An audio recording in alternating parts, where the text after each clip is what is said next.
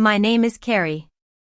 Standing in the courthouse hallway, the fluorescent lights buzzing above me, I clutch a file with my name on it. The judge has just granted a permanent restraining order against my mother, Diana, and my half-brother, Leo.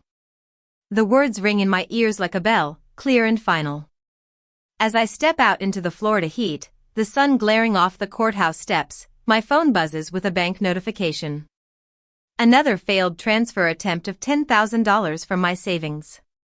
My security protocols blocked it instantly, but it just proves they haven't learned a thing.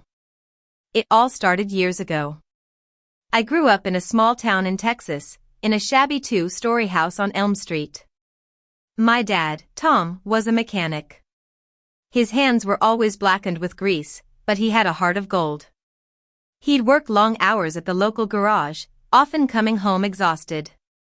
But no matter how tired he was, he'd always ask about my day at school. When I was 10, my mom, Diana, decided to leave. One day, she packed her bags and walked out the door without a single word. I remember the sound of the door slamming shut, and Dad just standing there, silent, his shoulders slumped. That was the moment I learned how powerful silence could be. After she left, it was just Dad and me. Money was tight.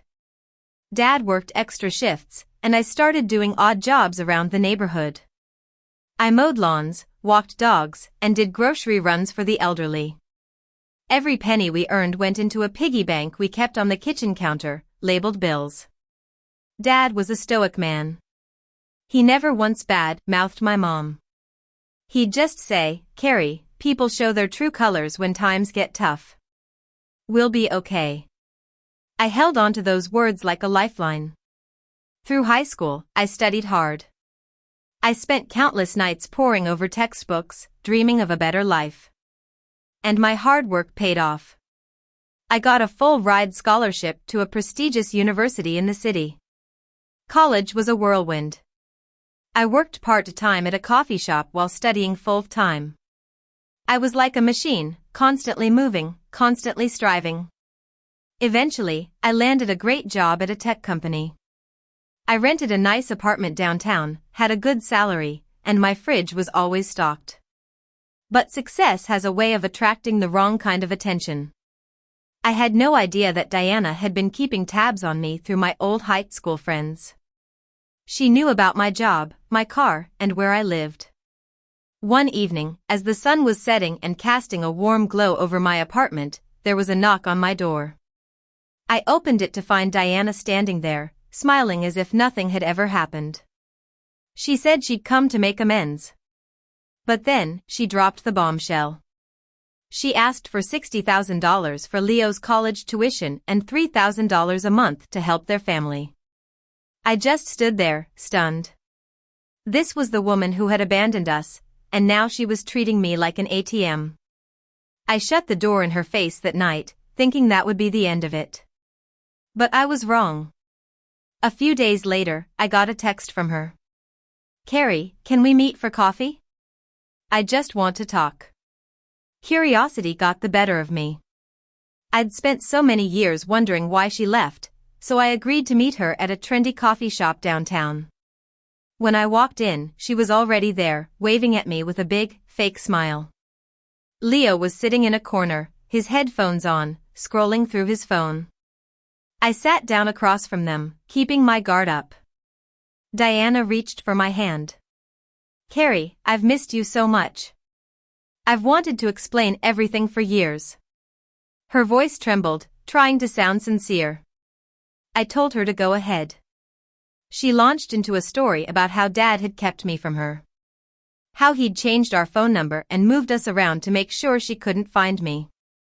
Her words were so polished, it was obvious she'd rehearsed them. "He wanted to hurt me. You were all I had, and he took you away," she said, her eyes glistening with fake tears. For a moment, I almost believed her. But then I remembered the nights Dad came home, his clothes covered in grease, too tired to eat, waiting for a call that never came. "Mom, you know that's not true," I said quietly. Her expression changed, and the act slipped. "You think your father is a saint? He's a failure, Carrie." He couldn't give you what you deserved, she snapped. Leo looked up from his phone.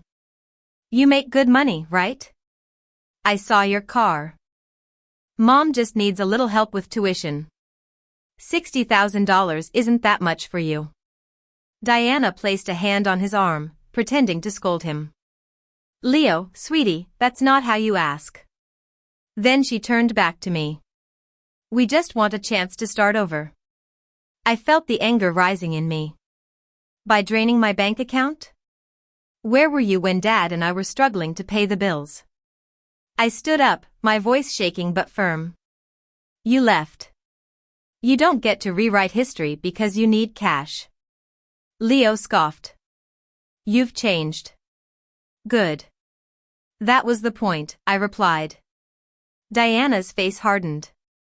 You'll regret this, Carrie. I stared at her for a long moment, then turned and walked out into the late afternoon sun. I thought that would be the end of the drama. But a week later, she texted me again, asking to meet for lunch. Against my better judgment, I agreed. I needed to hear the truth from her lips. We met at a sunny cafe on Oak Avenue. Diana was already there, wearing a gaudy necklace that looked like it was from a discount store. Leo was beside her, tapping away on his phone. When I sat down, Diana looked at me like I was the one in the wrong. You've been distant, she said, her voice sickly sweet. I leaned back and crossed my arms.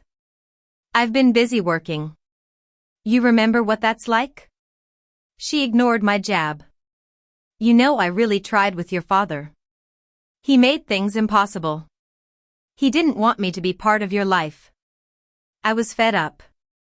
You left, Mom. Her eyes filled with tears on command.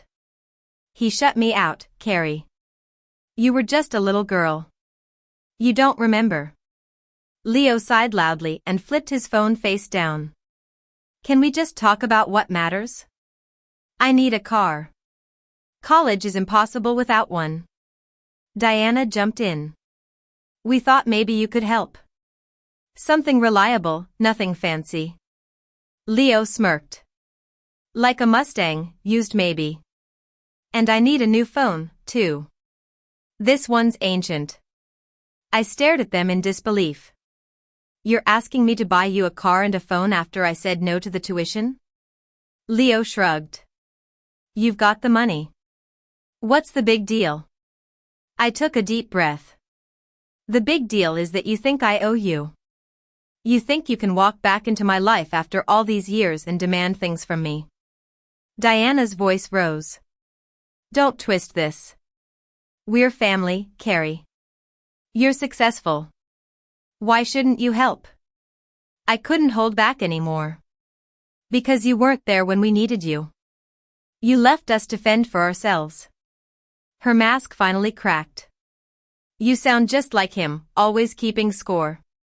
Someone had to, I said. Leo pushed back his chair, making a loud noise. Whatever. You're a joke. You act high and mighty now, but you're still the same scared little girl. That was the last straw. You don't know a damn thing about what it took for me to get here, I snapped. The cafe went quiet. Diana's tears were gone, and her face was cold. You'll regret embarrassing me like this. I stood up, grabbed my coat, and said, No, you'll regret underestimating me. As I walked out, I saw our reflection in the glass door. I was straight-backed and calm, while she was reaching across the table, her eyes full of fury. Leo was already recording on his phone, no doubt to spin his own story later. 2 nights later, I was working on a late project when the buzzer on my apartment rang. It was past 9 p.m. I almost didn't answer, but then I heard Diana's voice, sweet and fake. Carrie, honey, can we come up for a minute? My stomach sank, but I opened the door. There they were. Diana was clutching her purse like a prop, and Leo was hovering behind her, looking bored. Diana sat down and looked around my apartment like she was sizing it up. You've done so well for yourself. Your dad would be proud. The way she said dad made my skin crawl. Leo dropped onto the couch, kicked off his shoes on my rug, and started scrolling through his phone. Nice place. Kind of small, though. I stood there, arms crossed. What do you want? Diana blinked, feigning innocence. We just came to talk. It feels good to be together again, doesn't it? I didn't answer. She sighed dramatically. I know you think badly of me, but I just want to make things right. Leo's struggling, and I hate watching him go through what we did. I almost laughed. We didn't go through anything together, Mom. You left. Something flickered in her eyes. I had to survive, Carrie. You don't understand. Before I could respond, I noticed Leo had moved to my desk. My laptop screen was glowing, and he was typing. What are you doing? I demanded. He turned, smirking. Relax. Just checking your setup. You've got some security stuff, right? Two-factor authentication and all that. I crossed the room in a few steps and slammed the laptop shut. Get away from that. Diana stood up, her voice sharp. Don't be dramatic. He's just curious. I flipped open the lid and saw my bank portal on the screen. My heart started pounding. Curious about my savings account, huh? I said. Diana's tone turned cold. You've got so much, Carrie. Why hide it? We're family. That's when I really saw her for who she was. Not the mother who had left, but a manipulator who was using motherhood as a weapon. Then I remembered Dad's email. He used it for everything, including my old scholarship forms. I opened the email app and saw unread messages from Diana's address, forwarding my income details. My blood ran cold. You hacked Dad's email, I said quietly. She didn't deny it. He's careless. I needed to know how you were doing. Leo snorted. You should thank her for checking up on you. I looked at them, my voice low and steady. You violated his trust and mine. Diana's true colors showed. Your father was a failure, Carrie. He kept you small. I'm the reason you're strong. That was it. I picked up my phone. You broke into my accounts. You hacked my father. If you don't leave now, I'll call the police. Diana's face twisted. You'd call the cops on your own mother? I stared her down. On anyone who crosses the line. Leo scoffed, but he could see I was serious. They left in silence, the door slamming so hard it made the picture frames rattle. I didn't sleep that night. I sat at my desk, going through the digital footprints they'd left behind. Failed login attempts, password resets, forwarded emails. It was all evidence. In the morning, I had screenshots, timestamps, and IP addresses. I called a lawyer, Jake Thompson, a friend at work had recommended. After I explained everything, he said, this is criminal access and financial intent. We'll build a case. I called Dad to tell him what had happened. His voice broke when he heard that Diana had used his email. After all these years, she did this, he whispered. But not anymore, I said. He sighed and said, do what you need to, Carrie. I trust you. 2 weeks later, we were in court. The judge reviewed the evidence, her brows furrowing. When she signed the permanent restraining order against Diana and Leo, I felt a weight lift off my shoulders. A month later, my Aunt Sarah called me. Diana's been like this for a long time. Lying, borrowing, taking. You were just the latest target. Her words didn't completely heal the wound, but they helped. After that, Diana and Leo faded from my life. There were no more calls, no more guilt trips. Just silence, the kind that doesn't hurt anymore. By winter, I decided to channel my energy into something positive. I started a scholarship fund for kids from low-income families in Texas. I called it the Thompson Foster Scholarship, in honor of my dad and the lawyer who helped me. At the launch, I gave the first scholarship to a shy girl who reminded me of myself at 10. She said, "Thank you for believing in people like me." I smiled and thought, no one should have to earn love with money. A year later, my life was completely different. My apartment was still the same, but I was stronger. I'd stopped waiting for apologies that would never come. Dad came to visit that spring. He was sitting in my kitchen, drinking coffee from the mug I'd bought him years ago, the one that said "World's Best Dad." He laughed when he saw it, his eyes full of warmth. "Guess the apple didn't fall far," he said. He was right. I'd inherited his strength and his integrity. The charity was doing well, and every month I received letters from students thanking me for giving them a chance. One night, I opened an email with the subject line, "You changed my life." It was from a teenage boy who'd used the scholarship to study engineering.